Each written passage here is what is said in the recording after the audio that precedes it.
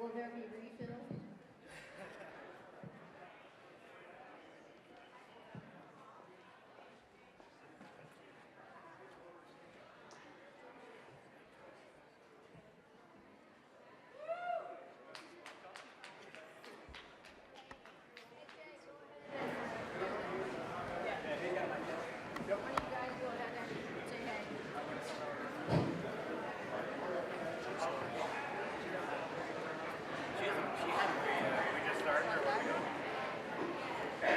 Thanks everybody for staying for the Q&A. We're going to talk to Lori, the director, writer, producer, and Jay, the star, Robert Garrow, and Mark Valley.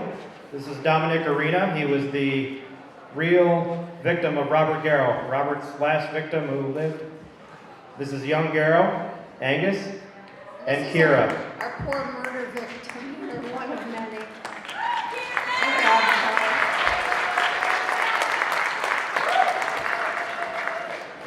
Very, very informal. We just thought we deserved it to everybody to stay. I'm so happy to see you all. If you had any questions or comments that you wanted to make us want to positive, we'll take them.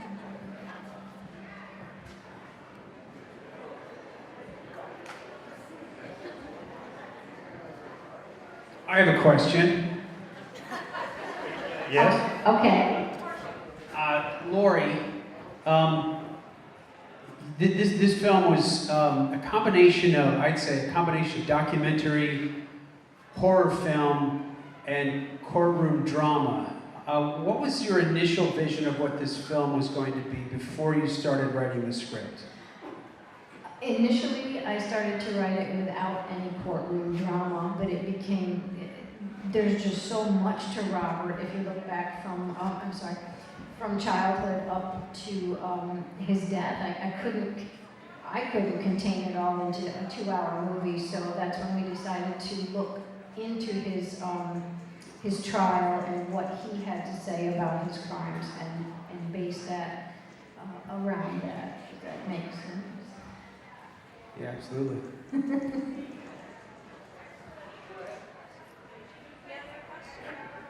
We have a question. There's a microphone. Hi there. I just want to applaud everybody in the cast. There's some tremendous acting in this film. I know you didn't have a studio budget, but as I watched it, I was really amazed by the number of period equipment and period automobiles that you had. Where did you get all this? We asked. And to be serious, I said it earlier in an interview. I guess if you go into it and you don't know better, if you don't know that that's not usually possible, and you just ask people, it's a community project. This isn't Hollywood, and any one of these people, I can't see you right now, but you can knock on the door and say, "This is what I'm doing. If you're interested, would you like to help out?" You will have more help and more phone calls, and just, it's truly a community that comes together to make it, and that's what this is, a community film. So kind of a horrible film. I was also impressed by the helicopter shot. I know those things are scary, and even down to the hand radio that the trooper had in that barn with no roof was period. So I was just very impressed. And again, the acting was tremendous. That's one thing. Like Kira, our actress, and Angus, they came to me 3 years ago when you see my height. They were this tall. So we've been able to age them out. But Angus's family, Kira's family, and so many people here, truly every day would call and say, "Hey, I've got a phone, I've got a radio, I've got a box of cookies from that area," and that's just how it came together. Thank you.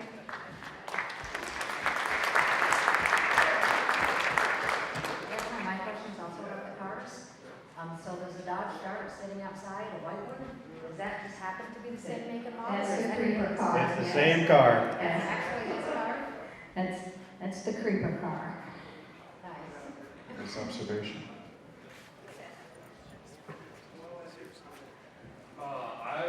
I'm curious about the audio aspect. Were you folks doing most of it in-house, or did you outsource to a studio? Audio is interesting. If you you have an ear for it, which you probably do, again, this is an indie, very low budget film, and you can hear the audio in and out. And over the course of almost 3 years, we started where we were just taking audio straight into a much smaller camera Canon. And then over the years, we get a bigger camera package and finally start miking. So there's a real difference in the sound quality. And my editor, who edits visually, even was very honest, and he said, Lori, if you do well with this film, you should really get it to a house that does that can audio mix better and clean some things up. So that would be nice to do in the future. Good ear, though. Are you in the biz? I would like to be, yes. Want to do it for Do free? you do that? Maybe we can talk at 15 an hour to start. Well, I told you this is Barterwood. This is Barterwood. I don't know, Laurie, but I'm getting a really good vibe from him. I think you could do it. Yeah, we'll talk later. Thank you. You're welcome. 15 an hour, it's kind of cheeky though, I gotta admit. You gotta say it though, don't you? Yes, gotta make the prices now. Okay, I don't ever do this. Put it up to your mouth, daughter. This I is know. my daughter who we Hi. terribly, brutally murdered. I just don't ever do this. But I am so proud of my mom and her crew. And she's worked so hard to be here. And she's asked me so many times to do it. And this was the first time that I did. And I learned a lot. And I just, what you have right here is amazing. And thank you. You're Carol, amazing. thank Thank you.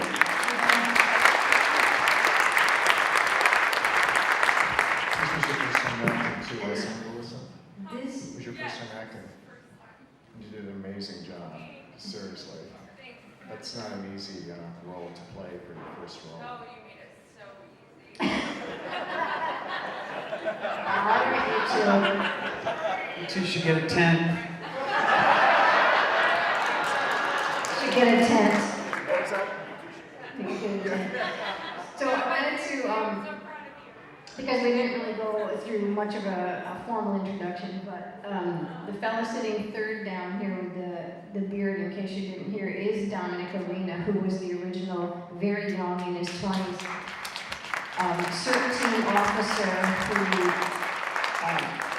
spotted Garrow after the 3-day escape, and unfortunately Garrow spotted him too, and had Garrow, Robert, had his glasses down further, I'm afraid Dominic wouldn't be here. But he did took a bullet, I guess, for everybody else, and so it was so cool to meet him and get his story and incorporate that in along with many other people's stories, and then to have him have the I don't know, I'd PTSD out, but he had to come back in and wear that uniform and take the same injury, so that was just another one of those local community film things is just so cool, and we thank you, Don. That was pretty awesome. You're welcome, Laura. It was a great time. We had fun shooting the movie. It was a little bit scary for me to relive the whole thing over again, but I'm alive and well and talking about it. Thanks everybody for coming. Was you see any fragment from the bullet in you? No, they were able to remove the bullet. My right hip was split apart after the bullet hit me on my left thigh. Went through my body, hit my pelvic bone, turned and took my right hip apart. I wake up every morning and I have to readjust my hip every day to walk, but again, we managed to get the bullet out and everything. And, a lot of scar tissue, a lot of pain still. But again, here I am.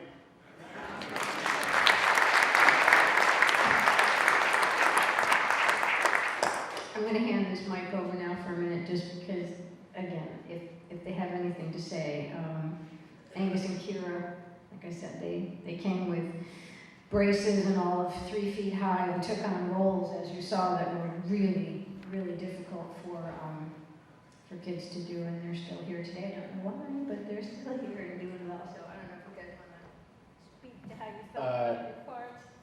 I don't know, my part when I first did it, obviously that me on the screen was 3 years ago. I was only 11 years old, and I was up to Lori's shoulder, but if we stand up now, my shoulder is about at her head. So, stand, come on.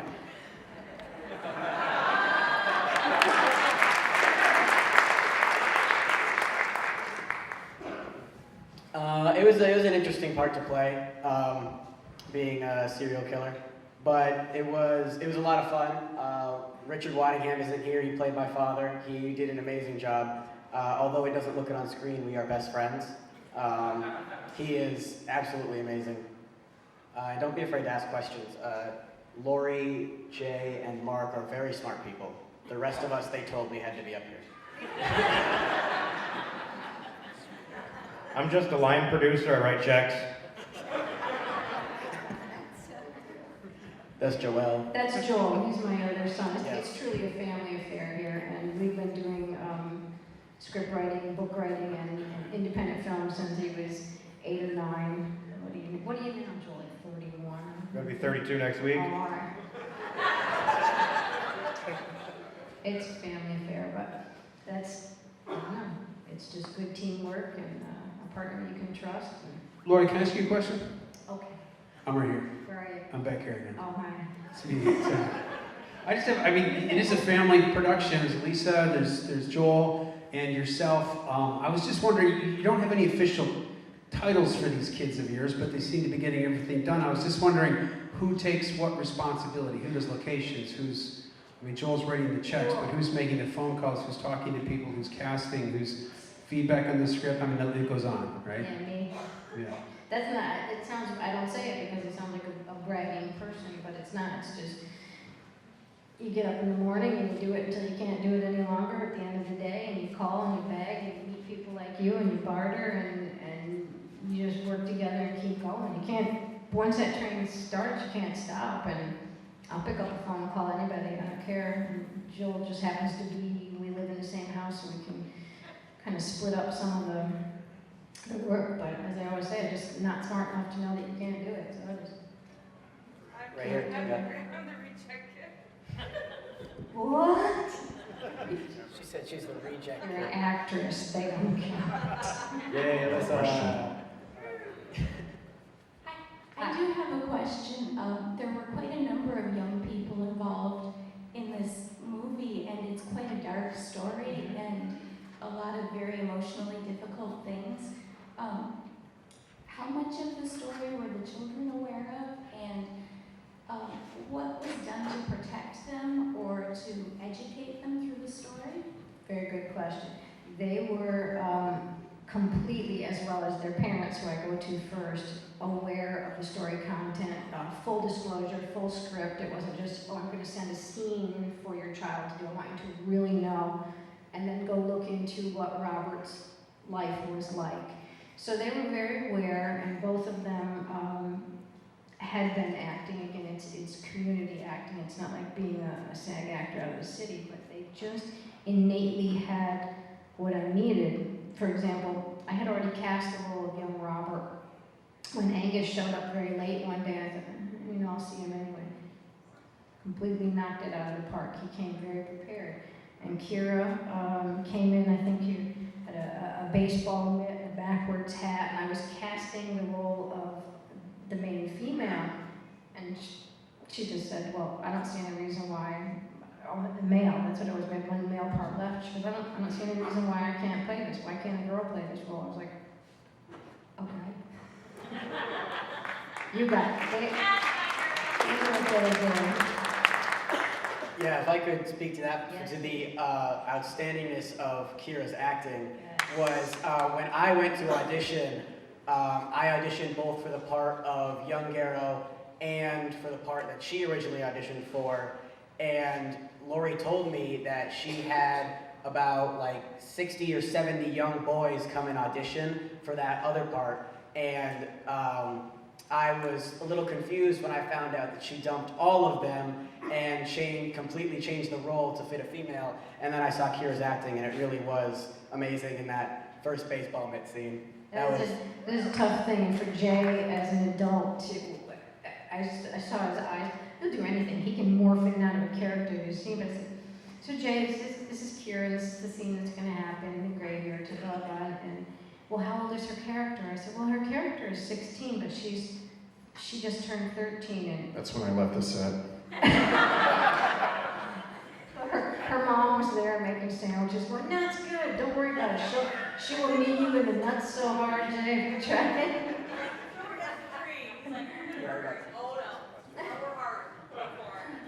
So Kira does play football with boys, right, Kira? Hi, sir. I have a question, actually. Oh, Wait, okay. where? Okay. After this, there's three parts to this. The first is how many productions have you done, and is this your biggest production? And maybe most important is what do you have planned next? Actually, this could go out to anyone. The other projects that you have going on. These guys, I'll do quick because they, our two main actors here have been doing all kinds of stuff. This is, for Joel and I, our fifth film, whether it be that we did just as writers or produced or kind of weaving my way into directing, which is a whole other thing. This one is not the biggest production and certainly the smallest amount of money, but for whatever reason, this seems to be the one that everybody's interested in, and I'm riding the wave. These guys have been acting for a while, Jay and Mark. They can certainly speak to that. Wax over? Hi. Yeah, never mind. Go ahead, Jay.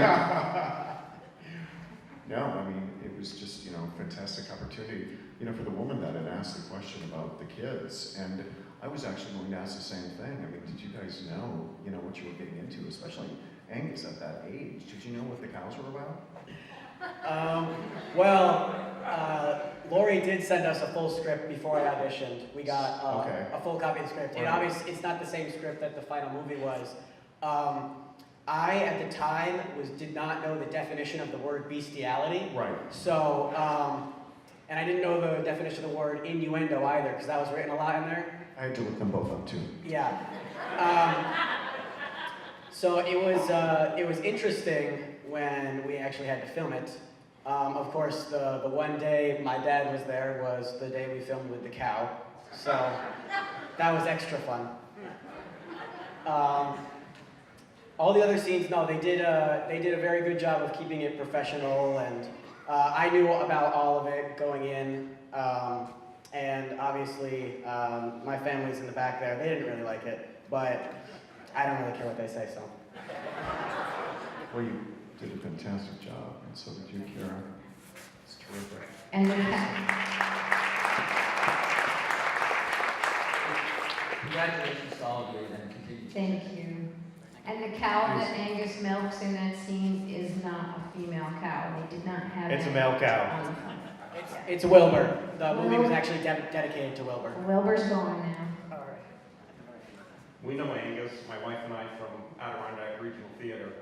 It's a little bit different part than playing the king or playing the little brother in Music Man Jr., but even those were fantastic shows. You always did a great job in those, always brought a laugh to everyone, and just congratulations, great job. Thank you very much. Did you play Tommy Jarvis in Music Man? Yes, I played Randolph Winthrop. Oh yes, of course, Is that his name? The Randolph little one, Winthrop. right. Yep, and then I played Lord Farquaad in Shrek. That's right. How's it going, y'all? What's up? Bullfrog. Yo, it's It's the bullfrog. How's it going? So this question is for, all right, Jay. This question is for you two, youngins, Angus and Kira.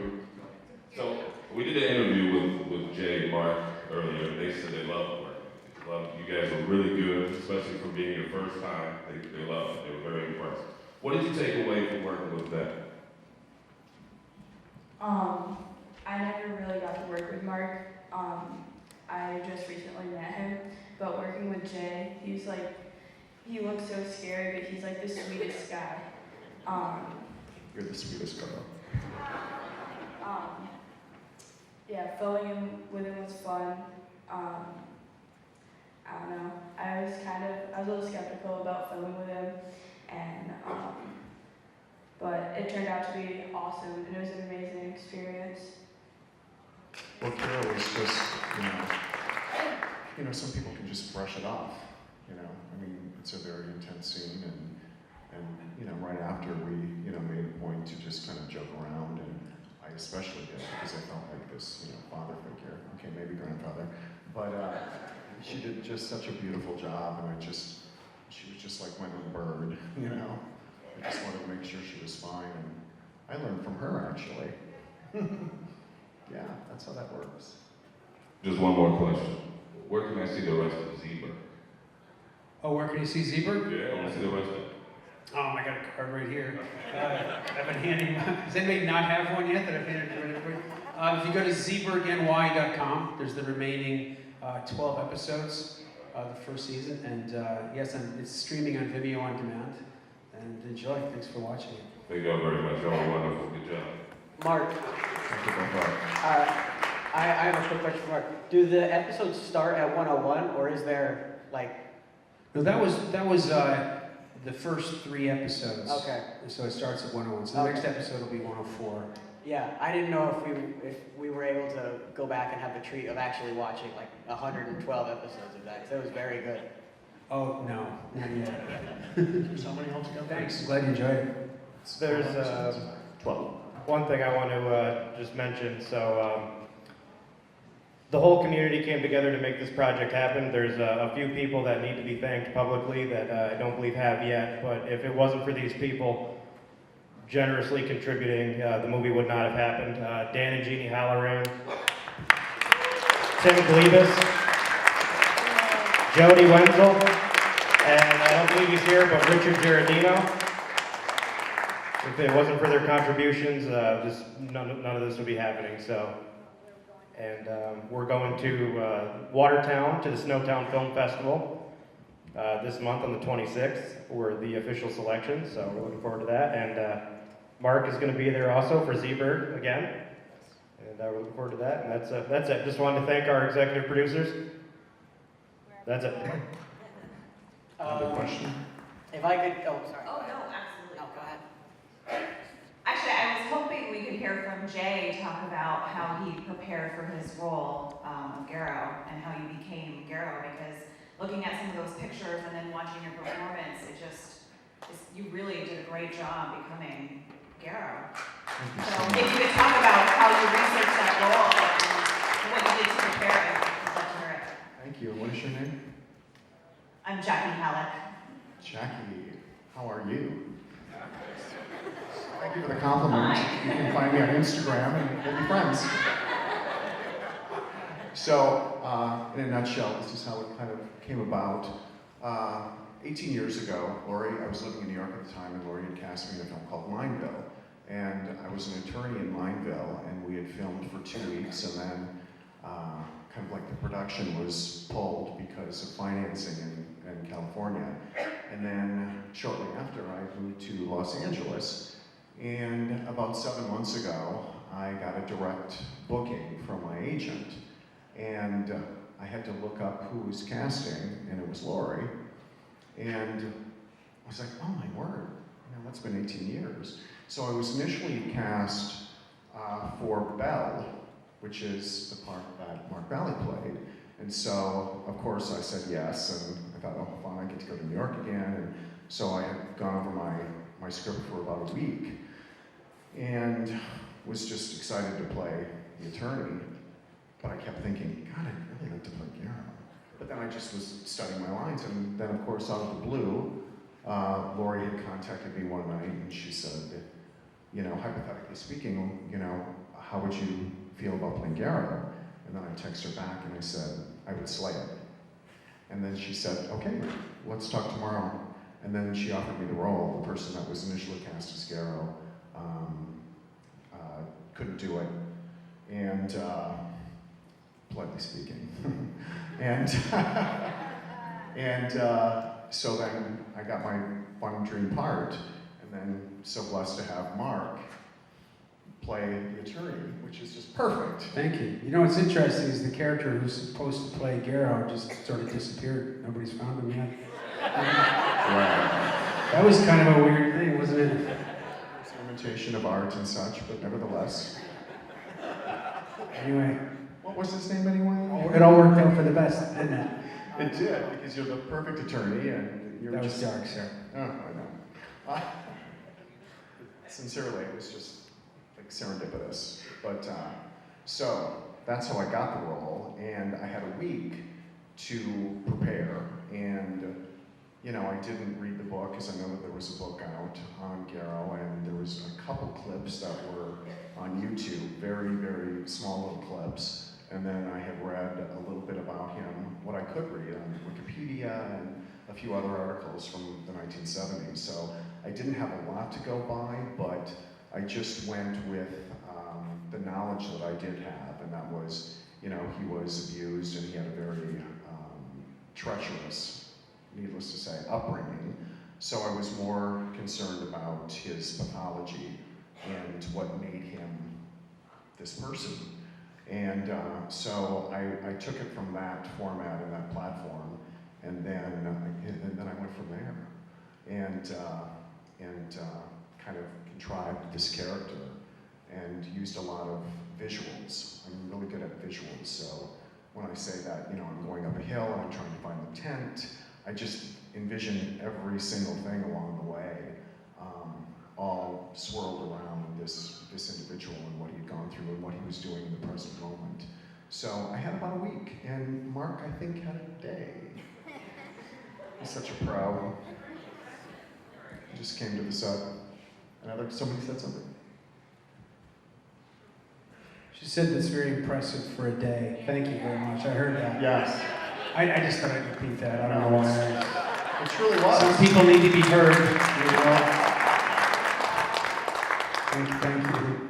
So that was my preparation. I had a week and what I could find from him. But in a very strange way, I believe that I was meant to play him. However that works in the cards in the hands of the omnipotent universe, it just made sense to me. And I was thrilled to play him and thrilled to play, you know, different facets of him. Can I ask a question about that? There was one, you seem to have a different, as I was asking, as I was looking at this film again, you seem to have a different attitude or relationship with each one of your victims in this. The character that Elisa played in the tent, there seemed to be like a fondness that Garrow had. Is that something you kind of brought in, or did it come from the script? No, that's a really good question. So with each individual that you know, I had encounters with, I did have a specific relationship with them, whether it was a guy or whether it was a girl. I had a feeling and a vibration around each of them. So it wasn't just, you know, a random person. They actually did have an interesting meaning. I want to say a special meaning, but that makes it sound like endearing. But it was an intrinsic kind of like a feel that I had for each victim.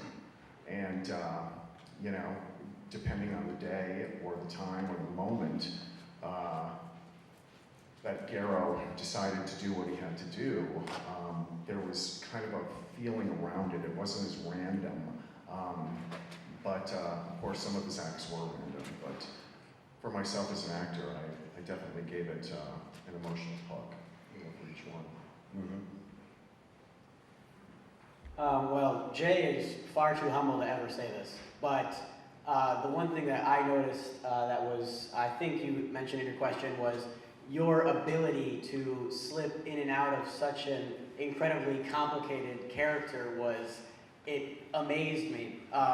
And the best example I can think of was the first time I ever met Jay was we were in the courthouse filming, and he was saying the line, wasn't a decent thing I did with the cows, you know, that line.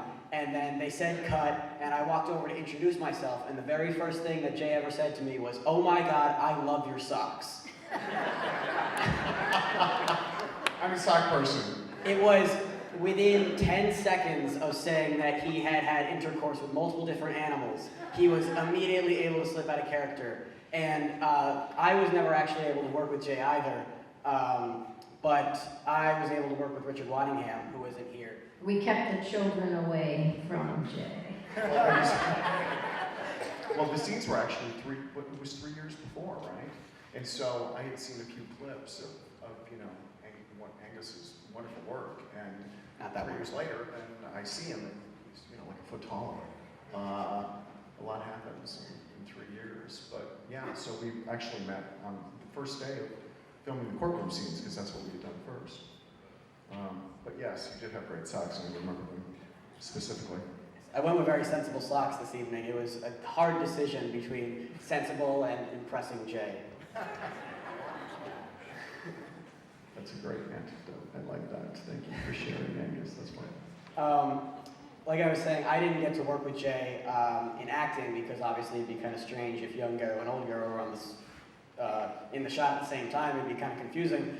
But I did get to work with Richard Waddingham, and he, in a similar way, had an impeccable ability to slip in and out of character. As you can see, he was beating me in this old, wooden shack. It was very dirty. I got a lot of splinters. And you can't see it on screen, and my mother can attest to this because she absolutely hated Richard Waddingham because she never met him. The whole time we were filming, I was there with my grandmother, who's also here, Nana Pat. If you want to give a wave, Nana Pat's the best. Nana Pat, and my mother absolutely hated him because he was so good at it, at playing that character. All of the actors in the film were amazing. But him and I were best friends. Alyssa and Jay are still best friends. I just don't get to see Richard very much. He was amazing at it, and he's not here today, and he wouldn't say it if he was. He, like Mark and Jay both are, is extremely humble in his acting ability, which is outstanding. But he had a similar ability to do that because on the screen, obviously, it looks like we do hate each other, but to this day, I would consider him a very close friend of mine. That's cool, I guess. I met Richard actually 18 years ago. We were cast together in Mindell. Yes, they showed We were both attorneys in the film, and so I got to work with him for a week, and just a terrific guy. It was fun to see him 18 years later playing this part. Can I make a comment here? I've been quiet for a long time. I just wanted to say I'm sort of an outsider to this. I came in, like you said, a day early, and Laurie had done all this work on it, and I was meeting people from the community, like yourself, sir, who'd been involved in the actual incident. Other people who remembered it from the news and from radio, who lived in the Adirondacks, who were closer to it. I just want to comment that from my point of view, what seems to be happening, and I may be wrong, is that there were some extremely traumatic things that happened, and there was a great amount of respect that was paid to everyone, the victims and the people who played the victims. But what I saw happening was that not only is this film kind of an exciting, can you catch the bad guy and who did it, and this fascination with serial killers, but it also seems to me to have played a role in helping the region process an event that happened a long time ago, maybe even helping an area come to terms with what actually happened. And I just want to say that as filmmakers and storytellers, Laurie, thank you for bringing this film to the screen. Super.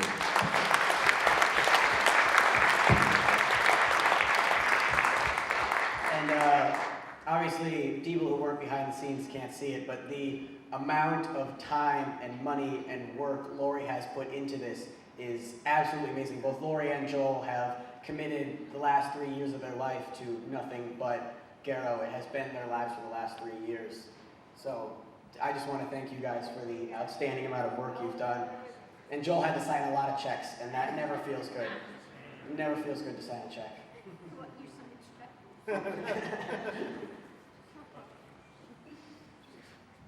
I did know that, absolutely.